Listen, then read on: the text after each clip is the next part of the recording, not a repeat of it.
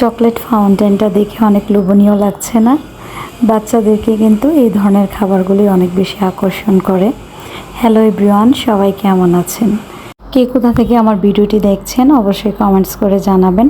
মেয়েদের আবদার ছিল আজ বিকেলে ওয়াফেল খাবে, তো আমরা চলে এসেছি ক্রিপজন চকলেট ক্যাফেতে।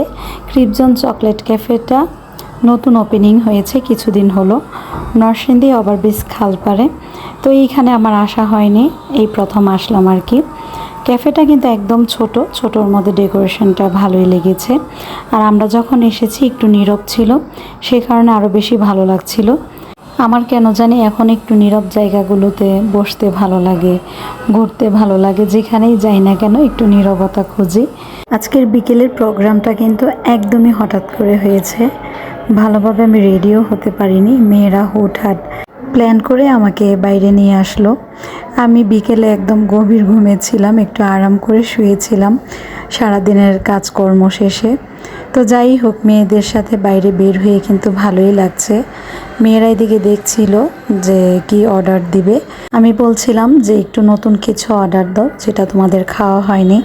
ওয়াফেলের মধ্যে কিন্তু অনেক ফ্লেভার আছে, তো এক একটা ওয়াফেল এক এক ধরনের টেস্ট আসে আর কি। তো মেয়েরা মেয়েদের পছন্দ মতো অর্ডার দিয়ে দিয়েছে। ছোটো মেয়ে এদিকে একটা প্যানকেকের অর্ডার দিয়েছে, আমি আবার খেয়াল করিনি। তো প্যানকেকটা আমার কাছে মোটামুটি লেগেছে টেস্ট এভারেজ।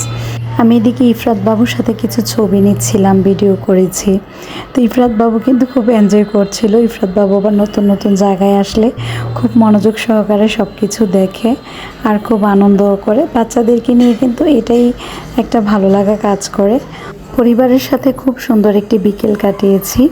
সবার পরিবারের সাথে এমন সুন্দর সুন্দর সময় কাটুক। সবাই ভালো থাকবেন। আল্লাহ হাফেজ।